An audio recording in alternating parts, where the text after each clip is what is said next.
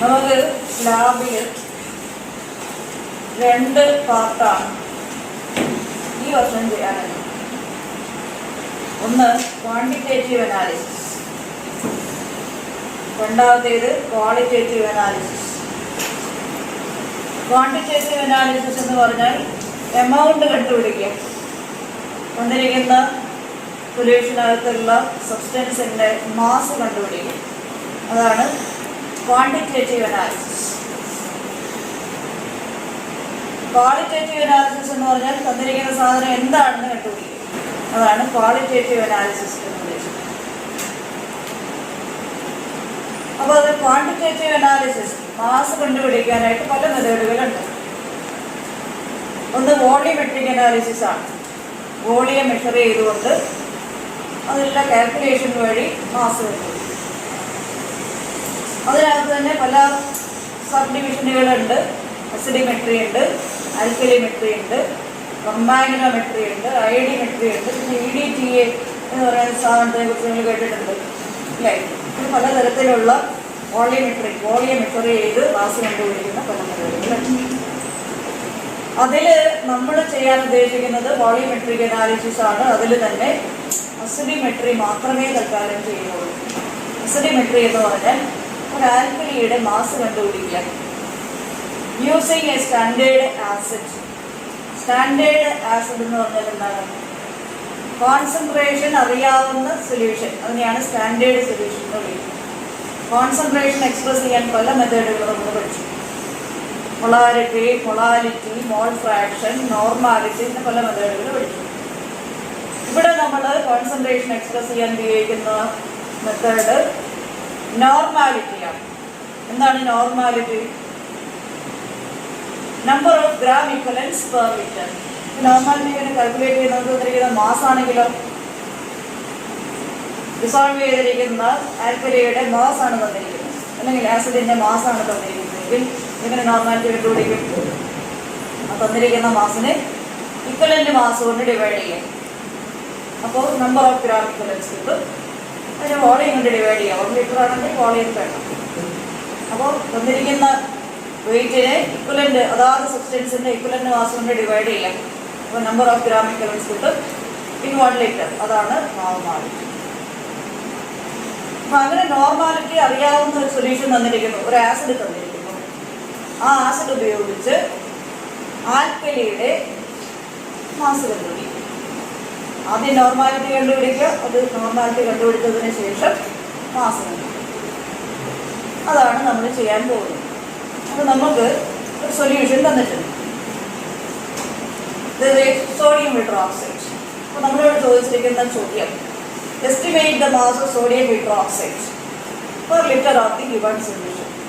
ഈ സൊല്യൂഷനകത്ത് ഡിസോൾവ് ചെയ്തിരിക്കുന്ന sodium ഹൈഡ്രോക്സൈഡിൻ്റെ mass കണ്ടുപിടിക്കുക.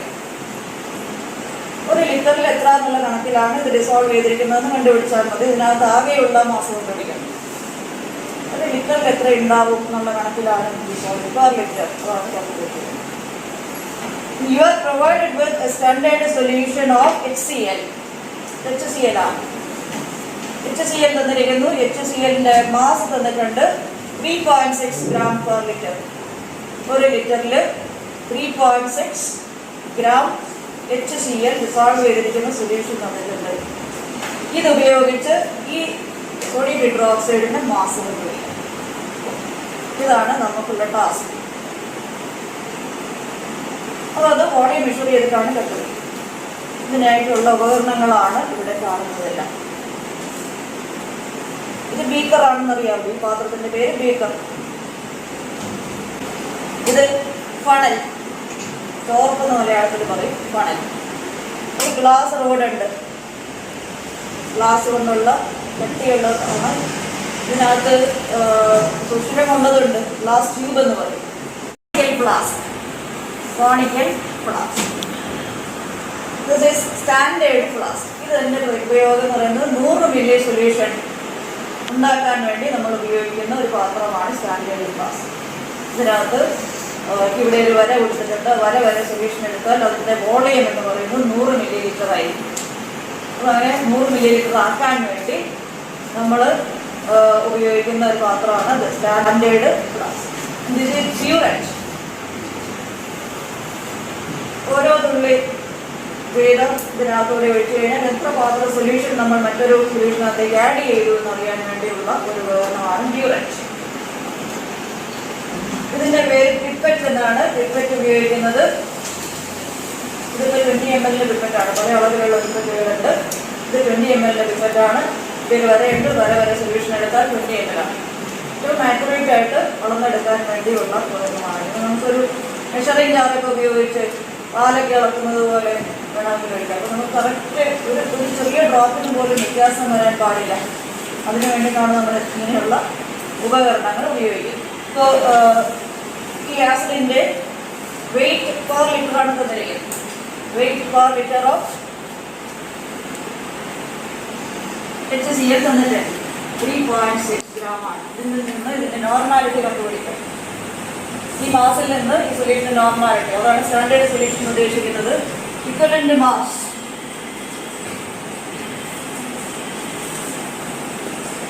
36.5 ആണ്. അപ്പോൾ നോർമാലിറ്റി എന്ന് പറയുന്നത് എങ്ങനെ കിട്ടും? Normality is equal to weight per litre divided by equivalent mass. that is 3.6 divided by 36.5 calculate ചെയ്യുമ്പോൾ ആസിഡിൻ്റെ നോർമാലിറ്റി. നോർമാലിറ്റി കണ്ടുപിടിക്കും. ആസിഡിൻ്റെ നോർമാലിറ്റി. ഇനി ഈ നോർമാലിറ്റി അറിയാതെ സൊല്യൂഷൻ ഉപയോഗിച്ച് ബേസിൻ്റെ നോർമാലിറ്റി കണ്ടുപിടിക്കും. അപ്പോൾ അതിനുവേണ്ടി ചെയ്യേണ്ടത് ഇതിൽ നിന്ന് ഒരു നോൺ വോളിയം ഒരു പർട്ടിക്കുലർ എമൗണ്ട് ആൽക്കലി എടുക്കുക. ആ ആൽക്കലിയെ ന്യൂട്രലൈസ് ചെയ്യാൻ വേണ്ട, അല്ലെങ്കിൽ ആ ആൽക്കലി ഇക്വലൻ്റ് ആയിട്ടുള്ള ആസിഡിൻ്റെ വോളിയം കണ്ടുപിടിക്കാം. അപ്പോൾ നോർമാലിറ്റി ഇൻറ്റു വോളിയം ഇത് ഈക്വൽ ടു ഒന്നാമത്തെ സൊല്യൂഷൻ്റെ നോർമാലിറ്റി ഇൻറ്റു വോളിയം ഇത് ഈക്വൽ ടു രണ്ടാമത്തെ സൊല്യൂഷൻ്റെ നോർമാലിറ്റി ഇൻറ്റു വോളിയമാണ്. V1 N1 is equal to V2 N2 എന്ന ഇക്വേഷൻ നമ്മൾ പഠിച്ചിട്ടുണ്ട്. ആ ഇക്വേഷൻ അനുസരിച്ച് ഇതിൻ്റെ വോളിയം ആസിഡിൻ്റെ വോളിയം ആസിഡിൻ്റെ നോർമാലിറ്റിയും കണ്ടുപിടിച്ചാൽ ഇതിൻ്റെ വോളിയം അറിയാമെങ്കിൽ നമുക്ക് ഈ സൊല്യൂഷൻ്റെ നോർമാലിറ്റി കണ്ടുപിടിക്കാം. നോർമാലിറ്റി കണ്ടുപിടിച്ചാൽ wait per litre normality into equivalent mass വിട്ട് വെയിറ്റ് പെർ ലിറ്റർ, അങ്ങനെയാണ് കാൽക്കുലേഷൻ പോകുന്നത്. അപ്പോൾ ഇതിൽ നിന്നൊരു നോൺ വോളിയം വളർന്നെടുക്കുക എന്ന് പറയുന്നത് ഇതിൽ ഇത്ര സൊല്യൂഷനേ ഉള്ളൂ. നമുക്ക് എക്സ്പെരിമെൻറ്റുകൾ ആക്യുറേറ്റ് ആകണമെങ്കിൽ എക്സ്പെരിമെൻറ്റുകൾ റിപ്പീറ്റ് ചെയ്യണം. അപ്പോൾ അതിനുള്ള ഒരു നോൺ വോളിയം അതിലെത്രയാണ് ഇതിൻ്റെ വോളിയം എന്ന് നമുക്കറിയില്ല, തന്നെ ആൾക്കാർ അറിയും. അതുകൊണ്ട് ഇതിനെ നമുക്കൊരു നോൺ വോളിയം ആക്കി മാറ്റണം. അതിനുവേണ്ടി ഈ സൊല്യൂഷനെ നമ്മൾ 100 മില്ലി ആക്കി മാറ്റുക. Make the solution up to 100 ml. Make up the solution എന്ന് പറയും. സൊല്യൂഷൻ മേക്കപ്പ് ചെയ്യാന്ന് പറയും. ലാബിലേക്ക് വരുമ്പോൾ ചോദിക്കും സൊല്യൂഷൻ മേക്കപ്പ് ചെയ്തോ എന്ന് പറഞ്ഞാൽ ഉടനെ സൊല്യൂഷൻ എടുത്ത് പൗഡർ കൊടുത്തും ചാന്ത് കൊണ്ട് ഒഴിക്കാനല്ല. എന്താണ്? Make the solution up to 100 ml 100 milli ആക്കി മാറ്റും. അപ്പം അതിന് വേണ്ടിയിട്ടുള്ള ഉപകരണമാണ് സ്റ്റാൻഡേർഡ് ഫ്ലാസ്ക്. സ്റ്റാൻഡേർഡ് ഫ്ലാസ്കിലേക്ക് ഈ സൊല്യൂഷൻ പൂർണ്ണമായിട്ടും ട്രാൻസ്ഫർ ചെയ്യണം. ഇതിനകത്തുള്ള മാസം മുഴുവനും നമുക്ക് കണ്ടുപിടിക്കേണ്ടതാണ്. ഇതിൽ നിന്നൊരു തുള്ളിയെങ്കിലും വെളിയിലേക്ക് പോയാൽ ആ മാസം നമുക്ക് നഷ്ടപ്പെടും. നമ്മുടെ എക്സ്പെരിമെൻറ്റിൽ ആ വാല്യൂ വരില്ല. അതുകൊണ്ട് ഇതിനെ പൂർണ്ണമായിട്ടും ഈ ഫ്ലാസ്കിലേക്ക് ട്രാൻസ്ഫർ ചെയ്ത് വെള്ളം ഒഴിച്ച് 100 മില്ലി ആക്കി മാറ്റും. മാസം നഷ്ടപ്പെടും. വോളിയം മാറിക്കോട്ടെ, കുഴപ്പമില്ല. വോളിയം മാറുന്നത് കൊണ്ട് മാസം മാറുന്നില്ല.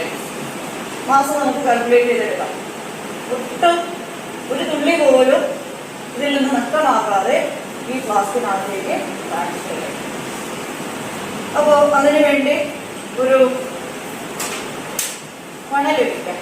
മണൽ വെച്ച് കഴിഞ്ഞാൽ ഇതിനകത്തൊരു സ്മൂത്തായിട്ട് ലിക്വിഡ് താഴേക്ക് വീഴണമെങ്കിൽ ഒരു ചെറിയ പേപ്പർ ഇതിനിടയിൽ വെച്ചിട്ട് ഒരു എയർ ഗ്യാപ്പ് ഉണ്ടാക്കി നല്ലതായിരിക്കും. അത് ഇങ്ങനെ മടക്കി ഇതിനിടയ്ക്ക് വയ്ക്കാം. ഉപ്പില്ലാത്തേക്ക് പോകരുത്.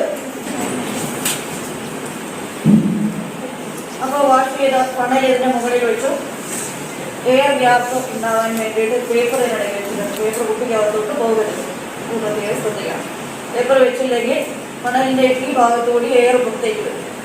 അപ്പോൾ നമ്മുടെ സൊല്യൂഷനും കൂടി അതിൻ്റെ കൂടെ തെറിച്ചു പോകാൻ സാധ്യതയുണ്ട്. അത് ഒഴിവാക്കാൻ വേണ്ടിയിട്ടാണ് അങ്ങനെ ചെയ്യുന്നത്. ഇനി ഈ കുപ്പിയിലെ സൊല്യൂഷൻ ഇതിനകത്തേക്ക് ഒഴിക്കാൻ ചുമ്മാ എടുത്ത് കമത്താൻ പറ്റും. അപ്പോൾ തെറിച്ചു പോയാലോ?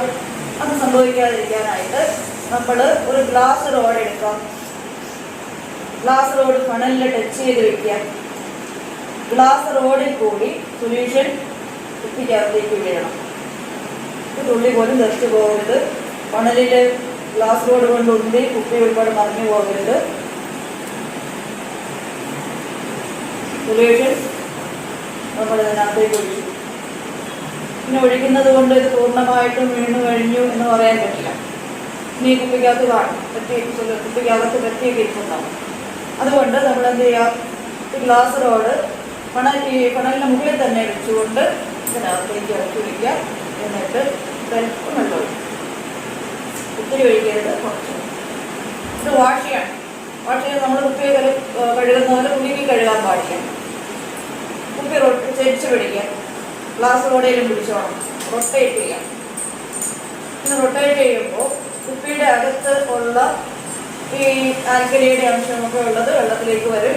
നന്നായിട്ടൊന്ന് റൊട്ടേറ്റ് ചെയ്തതിന് ശേഷം വീണ്ടും ഫണലിനെ മുകളിൽ കൊണ്ടുവരിക. ഗ്ലാസ് റോഡ് എടുത്ത് ഫണലിൽ ടച്ച് ചെയ്ത് വയ്ക്കുക, ഒഴിക്കുക. ഫണലിൽ കൂടി ഗ്ലാസ് റോഡിൽ കൂടി വേണം സൊല്യൂഷൻ താഴേക്ക് വിടാൻ.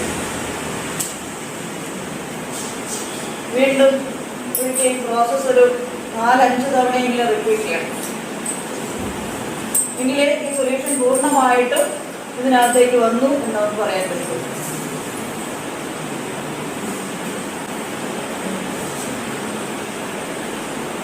ഓരോ തവണ ഒഴിക്കുമ്പോഴും കുറച്ച് വെള്ളമേ ഒഴിക്കാവുള്ളൂ. ഇല്ലെങ്കിൽ എന്താ കുഴപ്പം, നമ്മുടെ കുപ്പി നിറഞ്ഞു പോകും.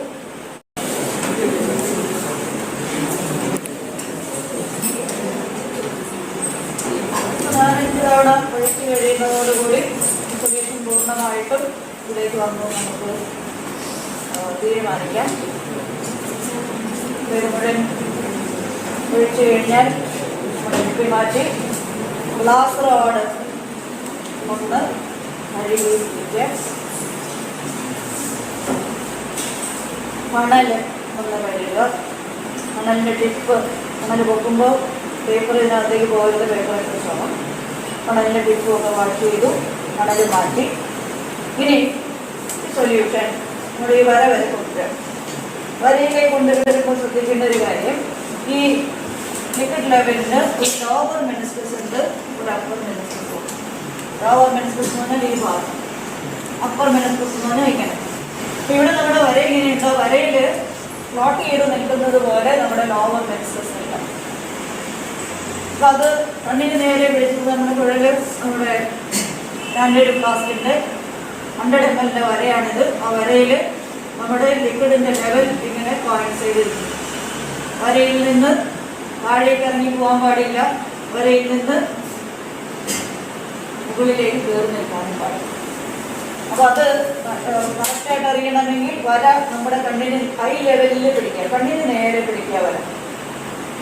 എന്നിട്ട് ലിക്വിഡ് ഫില്ല് ചെയ്യാം. അത് വാഷ് ബോട്ടിലാണ്, ഇതിനകത്തുള്ളത് പച്ചവെള്ളമാണ്. ഒഴിക്കുക. ഇങ്ങനെ പിടിക്കുമ്പോൾ ഇങ്ങനെ പിടിക്കരുതെന്നാണ് പറയാം. ഉള്ളം കൈയുടെ ചൂട് കൊണ്ട് ഈ ബൾബ് എക്സ്പാൻഡ് ചെയ്യാമെന്ന് പറയും. അപ്പോൾ ഇങ്ങനെ പിടിക്കുക. വെളിയിങ്ങനെ പിടിക്കുന്നതാണല്ലോ എളുപ്പം. വരയുടെ മുകളിലേക്ക് പോകരുത്, വരയുടെ കുറച്ച് താഴെ എത്തുമ്പോൾ നിർത്തുക. പിന്നെ ഓരോ ഡ്രോപ്പേ ഒഴിക്കാൻ പാടില്ല. വരയുടെ കുറച്ച് താഴെ വന്നിട്ടുണ്ട്. ഇനി ഓരോ തുള്ളി വീതം ഒഴിക്കുക. ഓരോ തുള്ളി വീതം ഒഴിക്കാനായിട്ട് ഇതിൻ്റെ അടുത്തൊരു തുള്ളി നിൽക്കൊണ്ട് ഒഴിക്കാം. ഒന്ന് പ്രസ് ചെയ്ത് വിടുമ്പോൾ അടുത്തൊരു ഡ്രോപ്പ് നിൽക്കും, അതൊഴിക്കാം. ഇപ്പോൾ ഈ വരയിൽ വന്ന രീതിയിലാണ് ലിക്വിഡ് നിൽക്കുന്നത്. സൊല്യൂഷൻ നമ്മൾ ആദ്യം ഒഴിച്ചു, മുകളിലേക്ക് വെള്ളമാണ് ഒഴിക്കുന്നത്. സൊല്യൂഷൻ്റെ കോൺസെൻട്രേഷൻ പലയിടത്ത് പല രീതിയിലായിരിക്കും. അതുകൊണ്ട് നമ്മൾ കുപ്പി അടയ്ക്കാം, സ്റ്റാൻഡേർഡ് ഫ്ലാസ്ക് അടച്ചു. എന്നിട്ട് നേരെ തലകുത്തി പിടിച്ച് നന്നായിട്ട് ഷേക്ക് ചെയ്യാം. Make the solution uniform. എല്ലായിടത്തും സൊല്യൂഷൻ ഒരുപോലെ വരുന്ന പോലെ സൊല്യൂഷൻ നന്നായിട്ട് ഷേക്ക് ചെയ്യാം. സൊല്യൂഷൻ യൂണിഫോമായി എല്ലായിടത്തും കോൺസെൻട്രേഷൻ ഒരുപോലെയായി ഇങ്ങനെയൊക്കെ മാറ്റി വരും. ഇനി ഇതിൽ നിന്ന് ഒരു 20 ml ആണ് നമ്മൾ അളന്നെടുക്കാൻ പോകുന്നത്. 20 ml അളന്നെടുക്കാൻ വേണ്ടിയുള്ള ഉപകരണമാണ് പിപ്പറ്റ്.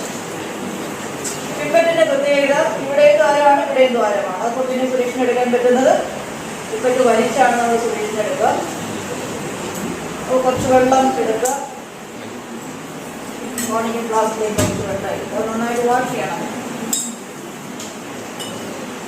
വേണം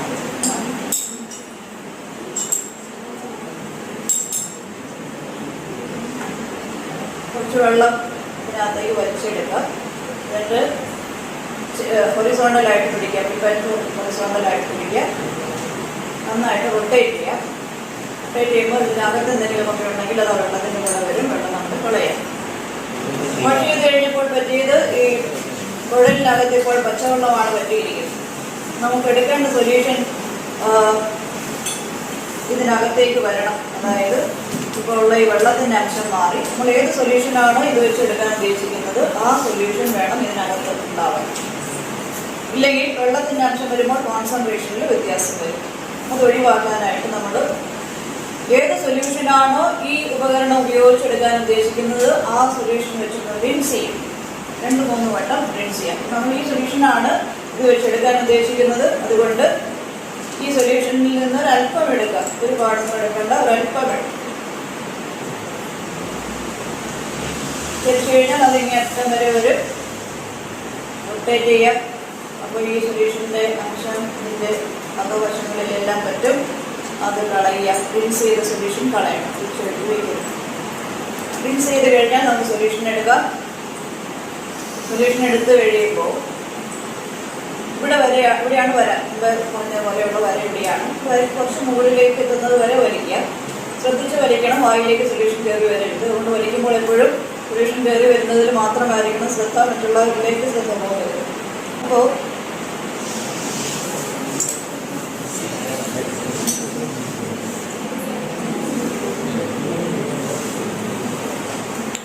വലിക്കുമ്പോൾ എപ്പോഴും പിപ്പറ്റിൻ്റെ ടിപ്പ് സൊല്യൂഷനകത്ത് മുങ്ങിയിരിക്കണം. പിപ്പറ്റിൻ്റെ ടിപ്പ് സൊല്യൂഷനകത്ത് മുങ്ങിയിരുന്നില്ലെങ്കിൽ എയർ കയറി വരും. എയർ കയറി വന്നാൽ സൊല്യൂഷൻ പെട്ടെന്ന് വായിക്കകത്ത് വരും. വായിക്കകത്ത് വരുന്നതുകൊണ്ടൊന്നും സംഭവിക്കില്ല. നന്നായിട്ട് വാ കഴുകുക. തുപ്പിക്കളഞ്ഞിട്ട് വാ കഴുകുക.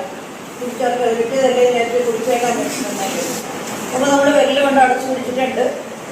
വിരലിലെ ചുണ്ടും എല്ലാം ഉപയോഗിക്കേണ്ടത്. ഈ അപ്പാരറ്റസുകൾ ഹാൻഡിൽ ചെയ്യുമ്പോൾ ശ്രദ്ധിക്കണം. ഓരോ വിരലിനും പ്രാധാന്യമുണ്ട്. ഏത് വിരൽ ഉപയോഗിച്ച് വേണം പിപ്പറ്റ് അടയ്ക്കാൻ, പിപ്പറ്റ് എങ്ങനെയാണ് പിടിച്ചിരിക്കുന്നത്, ഇതൊക്കെ ശ്രദ്ധിക്കും. പരീക്ഷയ്ക്ക് വരുന്നവർ ഹാൻഡ്ലിങ് ഓഫ് അപ്പാരറ്റസ് എന്ന് പറഞ്ഞിട്ടൊരു പരിപാടിയുണ്ട്. അതവർ ശ്രദ്ധിക്കും. അപ്പോൾ കുട്ടി എത്ര തവണ ലാബിൽ കയറിയിട്ടുണ്ട് എന്നൊക്കെയുള്ള കാര്യങ്ങൾ, അല്ലെങ്കിൽ ലാബ് ചെയ്തിട്ടുള്ള ആളാണോ എന്നൊക്കെ കാണുന്നതാവും. അപ്പോൾ നമ്മുടെ ലിക്വിഡായിട്ട് താഴേക്ക് പോകുന്നു.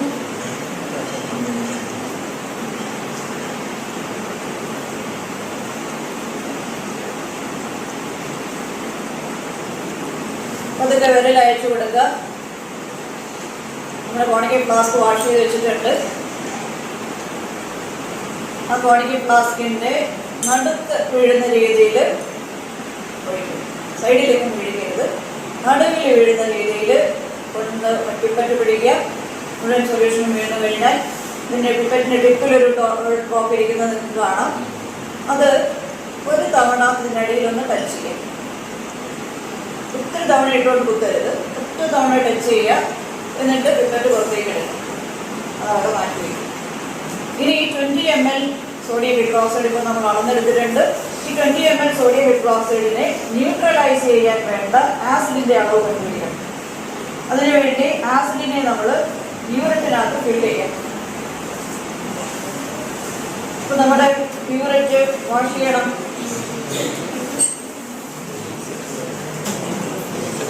യൂറിറ്റ് വാഷ് ചെയ്യാൻ വേറെ മാർഗമൊന്നുമില്ല. കുറച്ച് വെള്ളം എടുക്കുക. ഇങ്ങനെ തിരിച്ചു പിടിക്കുക. റൊട്ടേറ്റ് ചെയ്യുക. കളയുക. 1-2 തവണ യൂറിറ്റ് വാഷ് ചെയ്യണം.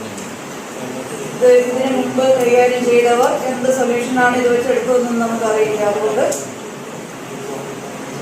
യൂറിറ്റ് 2-3 തവണ വാഷ് ചെയ്യാം. യൂറിറ്റിൽ ഏറ്റവും താഴെ 50 എന്ന് മാർക്ക് ചെയ്തിട്ടുണ്ട്. ഏറ്റവും മുകളിൽ 0 എന്ന് മാർക്ക് ചെയ്തിട്ടുണ്ട്. അപ്പോൾ ഇവിടെ വരെ സൊല്യൂഷൻ എടുത്താൽ 50, ഇവിടെ വരെ സൊല്യൂഷൻ എടുത്താൽ 0 എന്നാണ്. ഇവിടെ വരെ സൊല്യൂഷൻ ഫില്ല് ചെയ്ത് വയ്ക്കുക. പിന്നെ തുറന്നു വിടുക. യൂറിറ്റ് തുറന്നു വിടുമ്പോൾ എത്ര ലിക്വിഡ് താഴേക്ക് പോകുന്നു എന്നറിയാണ് മുകളിൽ താഴേക്ക് മാർക്ക് ചെയ്തത്. ഇത് യൂറിറ്റിൻ്റെ നോബാണ്. നോബ് തുറക്കുന്നത് യൂറിറ്റ് ഉള്ളം കൈയിൽ വരുന്ന രീതിയിൽ പിടിച്ച് ഇടത്തെ കൈയുടെ 2 വിരല് നോബിൻ്റെ താഴെയും ഒരു തള്ളവിരൽ മുകളിലും വെച്ച് തള്ളവിരൽ കൊണ്ട് താഴേക്ക് തള്ളുമ്പോഴാണ് നോബ് തുറക്കുന്നത്. അങ്ങോട്ട് തള്ളുമ്പോൾ നോബ് അടയും. ഇങ്ങനെ പിടിച്ചിട്ട് ഇങ്ങനെ തുറന്നാൽ പോലെ എന്ന് തോന്നും, സൗകര്യമുണ്ടല്ലോ. പക്ഷെ അങ്ങനെ ചെയ്യാൻ പാടില്ല, ഈ രീതിയിൽ വേണം ചെയ്യാൻ. അങ്ങനെയാണെങ്കിൽ ഈ നോബിൻ്റെ അഡ്ജസ്റ്റ്മെൻറ്റ് കറക്റ്റായിട്ട് നമുക്ക് ചെയ്യാൻ പറ്റുള്ളൂ. കാരണം ഒരു ഡ്രോപ്പൊക്കെ വീണ് കഴിഞ്ഞാൽ പെട്ടെന്ന് ഇത് ഓഫ് ചെയ്യുകയൊക്കെ വേണം. അപ്പോൾ ആ ഒരു ഹാൻഡ്ലിങ്ങിന് എളുപ്പത്തിന് വേണ്ടിയിട്ടാണ് നമ്മളിങ്ങനെ പറയുന്നത്. യൂറിറ്റിൻ്റെ ഈ ഭാഗത്ത് നമ്മൾ നോസിൽ എന്നാണ് പറയുക. ഈ നോസിൽ ഇവിടെ ചെയ്തിരിക്കുന്ന സൊല്യൂഷൻ എന്താണോ അത് ഈ നോസിലിനകത്തും ഉണ്ടായിരിക്കും. ഇവിടെ എയർ ഗ്യാപ്പ് വരാൻ പാടില്ല. ഇപ്പോൾ എയർ ആണ്, ആ എയർ സൊല്യൂഷൻ തുറന്നു വിട്ട് ഇവിടെ കൂടി ഫില്ല് ചെയ്ത് വെക്കണം. അപ്പോൾ യൂറിറ്റ് ഫില്ല് ചെയ്യുമ്പോൾ ആ കാര്യം പ്രത്യേകം ശ്രദ്ധിക്കണം. യൂറിറ്റിനകത്തേക്ക് ലിക്വിഡ് ഒഴിക്കുമ്പോൾ ബബിൾസ് ഒന്നും വരാത്ത രീതിയിൽ വേണം ഒഴിക്കാൻ. എയർ ബബിളുകൾ ഇതിനിടയിൽ എവിടെയെങ്കിലും നിന്ന് കഴിഞ്ഞാൽ വോളിയത്തിന് വ്യത്യാസം വരും. അത്രയും ഭാഗത്ത് സൊല്യൂഷൻ ഇല്ലെന്നാണ്. അപ്പോൾ വോളിയത്തിന് വ്യത്യാസം വരും. അപ്പോൾ അത് വരാൻ പാടില്ല. നമ്മളിപ്പോൾ വെള്ളം ഒഴിച്ച് വാഷ് ചെയ്തു. ഈ സൊല്യൂഷൻ പറ്റുന്ന റിൻസ് ചെയ്യണം. എന്തിനാണ് അങ്ങനെ റിൻസ് ചെയ്യുന്നത്? റിൻസ് ചെയ്താലേ നമ്മൾ എടുക്കാൻ ഉദ്ദേശിക്കുന്ന സൊല്യൂഷൻ ഇതിന് ആവശ്യങ്ങളിൽ വരുള്ളൂ. റിൻസ് ചെയ്ത് സൊല്യൂഷൻ കളയുക.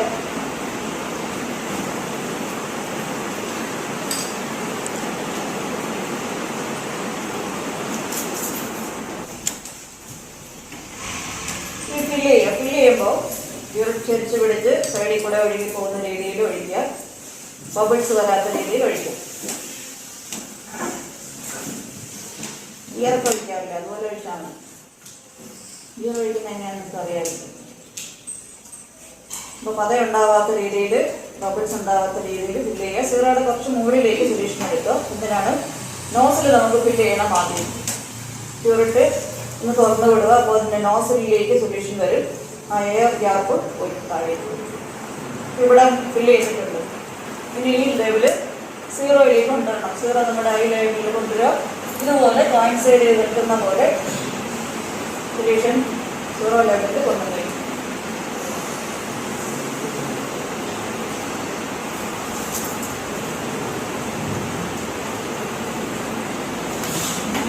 ഫില്ല് ചെയ്തു. യൂറിറ്റ് സ്റ്റാൻഡിൽ വെച്ചു. അപ്പോൾ ഇതിനെ ന്യൂട്രലൈസ് ചെയ്യാൻ വേണ്ട ആസിഡിൻ്റെ അളവ് കണ്ടുപിടിക്കണം. പക്ഷേ എങ്ങനെ കണ്ടുപിടിക്കും? ഇതിൻ്റെ കളറൊന്നുമില്ല. ഇതിനകത്തേക്ക് ആസിഡ് ഒഴിച്ചു കഴിഞ്ഞാൽ പ്രത്യേകിച്ച് പുകയോ ഒന്നും വരികയില്ല. അപ്പോൾ നമ്മൾ എങ്ങനെയാണ് ഈ സോഡിയം ഹൈഡ്രോക്സൈഡ് ന്യൂട്രലൈസ് ചെയ്തു എന്ന് അറിയുന്നതിന് വേണ്ടി നമ്മളൊരു ഇൻഡിക്കേറ്റർ ഉപയോഗിച്ചു. ഇൻഡിക്കേറ്ററാണ് ഫിനോഫ്തലീൻ. HCl എന്ന് പറയുന്നത് സ്ട്രോങ് ആസിഡാണ്. NaOH എന്ന് പറയുന്നത് സ്ട്രോങ് ബേസ് ആണ്. ഇൻഡിക്കേറ്റ് ചെയ്യാൻ വേണ്ടി ഉപയോഗിക്കുന്ന സാധനം ഫിനോഫ്തലീൻ. 2 തുള്ളി ഫിനോഫ്തലീൻ നമ്മൾ ഇതിനകത്തേക്ക് ഒഴിക്കും. ഫിനോഫ്തലീന് സോഡിയം ഹൈഡ്രോക്സൈഡിൽ പിങ്ക് കളറാണ്. ആസിഡിനകത്ത് കളറില്ല. അപ്പോൾ ഇത് സോഡിയം ഹൈഡ്രോക്സൈഡ് തീർന്നു നമ്മളെങ്ങനെയാണ് മനസ്സിലാക്കുക? ആസിഡ് ഒഴിച്ചുകൊണ്ടിരിക്കുമ്പോൾ ഈ പിങ്ക് കളർ എപ്പോൾ ഡിസപ്പിയർ ചെയ്യുന്നു അപ്പോൾ സോഡിയം ഹൈഡ്രോക്സൈഡ് തീർന്നു. പക്ഷേ നമ്മൾ പ്രത്യേകം ഒഴിച്ചുകൊണ്ടിരുന്നാൽ പറ്റുകയാണ്. ഓരോ ഡ്രോപ്പ് വീതം ഒഴിക്കണം. ഒരുപാട് ആസിഡ് വീണ കഴിഞ്ഞാൽ നമുക്കറിയത്തില്ല. കൃത്യം 20 ml സോഡിയം ഹൈഡ്രോക്സൈഡിനെ ന്യൂട്രലൈസ് ചെയ്യാൻ വേണ്ട ആസിഡിൻ്റെ അളവാണ് നമുക്ക് വേണ്ടത്. വീണ്ടും സോഡിയം ഹൈഡ്രോക്സൈഡ് ന്യൂട്രലൈസ് ചെയ്ത് പിന്നെയും ആസിഡ് ഒഴിച്ചാൽ കളറിന് വ്യത്യാസമൊന്നുമില്ല. അത് നമുക്കറിയാൻ ഒക്കത്തില്ല. അപ്പോൾ കറക്റ്റ് എൻഡ് പോയിന്റ് കിട്ടണമെങ്കിൽ എൻഡ് പോയിന്റ് എന്നാണ് എനിക്ക് പറയാം. സോഡിയം ഹൈഡ്രോക്സൈഡ് കൃത്യം തീർന്ന ആ പോയിന്റ് അത് നമ്മൾ എൻഡ് പോയിന്റ് എന്ന് വിളിക്കും. ആ എൻഡ് പോയിന്റ് കണ്ടുപിടിക്കാനായിട്ട് വളരെ സൂക്ഷ്മമായിട്ട് വേണം ചെയ്യാൻ. ഇപ്പോൾ ഈ സോഡിയം ഹൈഡ്രോക്സൈഡും ഈ ആസിഡും കൂടി യൂറിറ്റിൽ നിന്നുള്ള ആസിഡ് ഓരോ തുള്ളി വീതം സോഡിയം ഹൈഡ്രോക്സൈഡിനകത്ത് ഒഴിച്ച് ചെയ്യുന്ന ആ പ്രക്രിയയ്ക്ക് പറയുന്ന പേര് ടൈട്രേഷൻ എന്നാണ്. ടൈട്രേഷൻ. അപ്പോൾ ടൈട്രേഷൻ ചെയ്യാം. ടൈട്രേഷൻ ചെയ്യുമ്പോൾ ഈ യൂറിറ്റിൻ്റെ നോസിൽ ക്രോണിക്കൽ ഫ്ലാസ്കിനകത്ത് നിൽക്കും. ഒരിക്കലും അത് പുറത്തേക്ക് ഇങ്ങനെ മാറി നിൽക്കും. എപ്പോഴും നോസിൽ ക്രോണിക്കൽ ഫ്ലാസ്കിനകത്ത് വരുന്ന രീതിയിൽ വയ്ക്കാൻ ശ്രമിക്കും. ഇതിൻ്റെ ഇടത്ത് കൈകൊണ്ട് യൂറിറ്റ് തുറക്കുക. യൂറിറ്റ് തുറക്കുമ്പോൾ ഇതിനകത്തുനിന്ന് പതിയെ ഒരു തുള്ളി വീഴാനുള്ള സംവിധാനമുണ്ട്. അതൊക്കെ തുറന്നു വെച്ചാൽ നമുക്ക് ഇതിനകത്തുനിന്ന് വളരെ സാവധാനം ഓരോ തുള്ളി വീതം വീഴും. വീഴുന്ന ഓരോ തുള്ളിയും നമ്മുടെ സോഡിയം ഹൈഡ്രോക്സൈഡുമായിട്ട് റിയാക്ട് ചെയ്യണം. വീഴുന്ന ഓരോ തുള്ളിയും റിയാക്ട് ചെയ്യണമെങ്കിൽ എന്ത് വേണം? ഷേക്ക് ചെയ്തുകൊണ്ടിരിക്കണം. സൊല്യൂഷൻ നല്ല വിഗറസ് ആയിട്ട് ഷേക്ക് ചെയ്തുകൊണ്ടിരിക്കണം. അപ്പോൾ ഷേക്ക് ചെയ്യണതിനുള്ള എളുപ്പം എന്ന് പറയുന്നത് കോണിക്കൽ ഫ്ലാസ്ക് ഇങ്ങനെ പിടിച്ചാൽ നമുക്കൊരിക്കലും നന്നായി ഷേക്ക് ചെയ്യാനൊക്കെ പറ്റും. ഇങ്ങനെ ഷേക്ക് ചെയ്താൽ ഒന്നാമത് നോസിൽ ചെന്നിടിക്കും. ഇങ്ങനെ ഇടിച്ചു കഴിയുമ്പോഴേക്കും കുറച്ച് കഴിയുമ്പോൾ നോസിൽ അടന്ന് പിടിക്കാതെ വരും. അപ്പോൾ അത് വരരുത്. ഇങ്ങനെ പിടിച്ച് അത് ഇങ്ങനെ നമ്മൾ കുലുങ്ങിയിട്ട് കാര്യമില്ല, സൊല്യൂഷൻ കുലുങ്ങാണ്. അതുകൊണ്ട് കോണിക്കൽ ഫ്ലാസ്കിൻ്റെ പെട്ടലിക്ക് പിടിക്കാം, കഴുത്തിൻ്റെ ഭാഗത്ത് പിടിക്കാം, ചോട് ഭാഗം മാത്രം കറങ്ങും. ക്ലോക്ക് വൈസ് ആയിട്ട് നന്നായിട്ട് കറങ്ങണം. സൊല്യൂഷൻ ഇങ്ങനെ കറക്കി ഒന്ന് പരിശീലിച്ചിട്ട് വേണം ഇതിനടിയിലേക്ക് കൊണ്ടുപിടിക്കാൻ. എന്നിട്ട് ഇനി ഓരോ തുള്ളി വീതം ഒഴിക്കാം. കളറൊന്ന് ഫെയ്ഡ് ചെയ്യാൻ തുടങ്ങിയാൽ വളരെ സൂക്ഷ്മമായിട്ട് പിന്നെ ചെയ്യാം. കളർ കുറയുന്നുണ്ടോയെന്ന് അപ്പോൾ നമ്മൾ ശ്രദ്ധ പൂർണ്ണമായിട്ടും ഇത് ചെയ്യുന്നിടത്തായിരിക്കണം. ഇത് കോണിക്കൽ ഫ്ലാസ്കിനകത്ത് ഇതിനടി വെച്ച് യൂറിറ്റ് തുറന്നു വെച്ചിട്ട് അവസാനം പറഞ്ഞിട്ട് അടുപ്പയിലെ കഞ്ഞി വേഗം വെക്കുന്ന പോലെ അല്ല. ഇത് ചെയ്തുകൊണ്ടിരിക്കുമ്പോൾ ഇത് ചെയ്ത് തീരുന്നിടം വരെ വേറെ ഒരു പരിപാടിക്കും പോയിട്ട് അടുത്ത് നിൽക്കുന്ന ആളുടെ വർത്തമാനം പറയുന്നത് അപ്പുറത്ത് നിൽക്കുന്ന ആൾ ചെയ്യുന്നതിൻ്റെ കളർ പോകുന്നുണ്ടോ എന്ന് നോക്കിയിട്ട് കാര്യമില്ല. അങ്ങനെ ചെയ്യുന്നതിൻ്റെ കളർ പോകുന്നുണ്ടോ എന്നാണ് നോക്കേണ്ടത്. വീഴുന്ന ആസിഡ് നമ്മുടെ കോണിക്കൽ ഫ്ലാസ്കിനകത്ത് തന്നെയാണോ വീഴുന്നതെന്ന് അറിയണം. അതുകൊണ്ട് എപ്പോഴും അതീവ ശ്രദ്ധയോടുകൂടി ഇത് മാത്രം ചെയ്യാം. അപ്പോൾ ഇത് തുറന്ന് വിടുക. കളർ ഫെയ്ഡ് ചെയ്യാൻ തുടങ്ങിയാൽ പിന്നെ ഒരു തുള്ളി വീതം മാത്രമേ ഒഴിക്കാവൂ. ഒരു തുള്ളി ആസിഡ് ഒഴിച്ച് സൊല്യൂഷൻ്റെ കളർ മാറുന്നുണ്ടോ എന്നറിഞ്ഞതിന് ശേഷമേ അടുത്ത തുള്ളി ഒഴിക്കാൻ പാടുള്ളൂ. കളർ ഫെയ്ഡ് ചെയ്യുന്നുണ്ടോ എന്ന് നോക്കിക്കോ.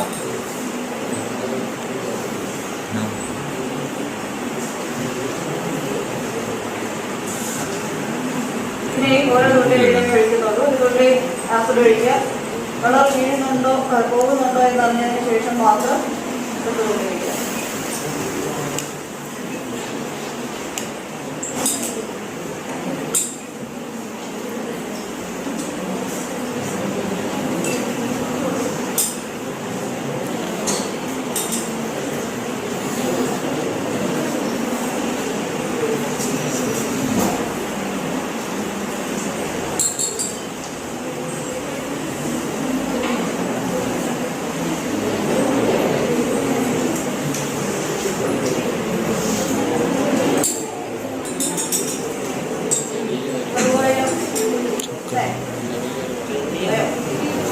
Sekalote.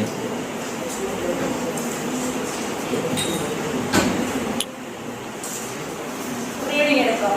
കയ്യിലെടുത്ത് പിടിച്ചിട്ട് ഐ ലെവലിന് നേരെ നോക്കുക. ഇവിടെ ഇപ്പോൾ 16 കഴിഞ്ഞിട്ട് നാലാമത്തെ വരയില് റീഡിങ് എത്രയാണ്? 16.4. അപ്പോൾ ഒറ്റ തവണ റീഡിങ് എടുത്തതോടുകൂടി നമ്മുടെ വാല്യൂ കറക്റ്റാണെന്ന് നമുക്ക് പറയാൻ പറ്റുക. എക്സ്പെരിമെന്റിന്റെ ആക്യുറസി നമുക്ക് കിട്ടുന്നത് എക്സ്പെരിമെന്റ് റിപ്പീറ്റ് ചെയ്യുമ്പോഴാണ്. എങ്ങനെയാണ് എക്സ്പെരിമെന്റ് റിപ്പീറ്റ് ചെയ്യുക? വീണ്ടും ഇതേ പ്രോസസ് ആവർത്തിക്കാം. എങ്ങനെ? ഈ യൂണിറ്റിലേക്ക് ആസിഡ് ഫിൽ ചെയ്യാം. ഇപ്പോൾ 16.4 എന്നുള്ള വാല്യൂ നമ്മൾ എഴുതി വെക്കണം. അതിനുശേഷം വീണ്ടും ഇത് 0യിലേക്ക് കൊണ്ടുവരിക. കോണിക്കൽ ഫ്ലാസ്ക് നന്നായിട്ട് കഴുകാം. ടാപ്പിലാണെങ്കിൽ നമുക്ക് നല്ലപോലെ വെള്ളം ഒഴിച്ച് കഴുകുക.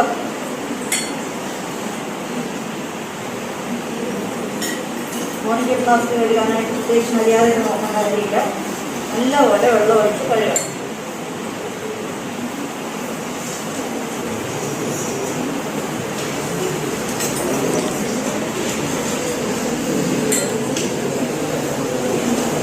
ഇനി നമ്മുടെ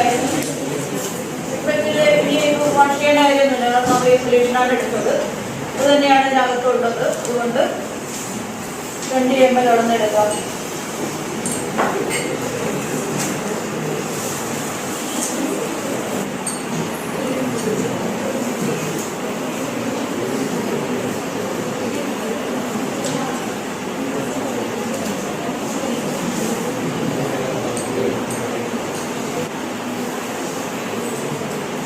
ml വരെ കൊണ്ടുവന്നു. കഴുകി വെച്ചിരിക്കുന്ന കോണിക്കൽ ഫ്ലാസ്കിന്റെ സെന്ററിൽ വീഴുന്ന രീതിയിൽ ഒഴിച്ചു. ആഴ്ചയിൽ ഒരു തവണ ടെസ്റ്റ് ചെയ്തു, മാറ്റി വെച്ചു, 2 തുള്ളി നാഫ്തലീൻ വെച്ചു,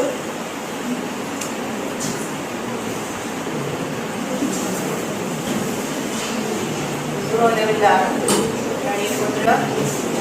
16 നമുക്ക് വേഗത്തിൽ ഒഴിക്കാം. ഒരു എൻ പോയിന്റ് കിട്ടിക്കഴിഞ്ഞാൽ കാൽക്കുലേഷൻ നടത്തുന്നുണ്ട്.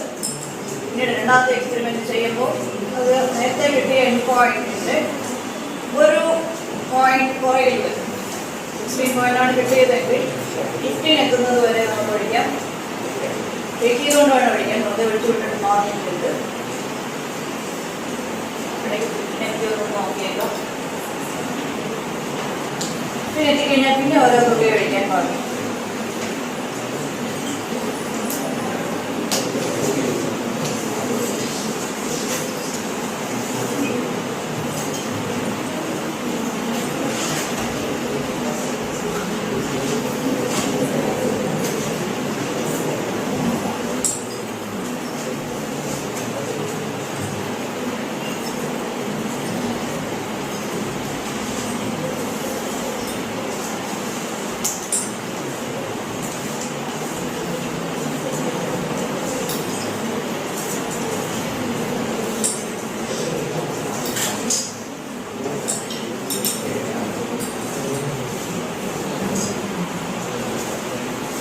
So, we again got 16.4.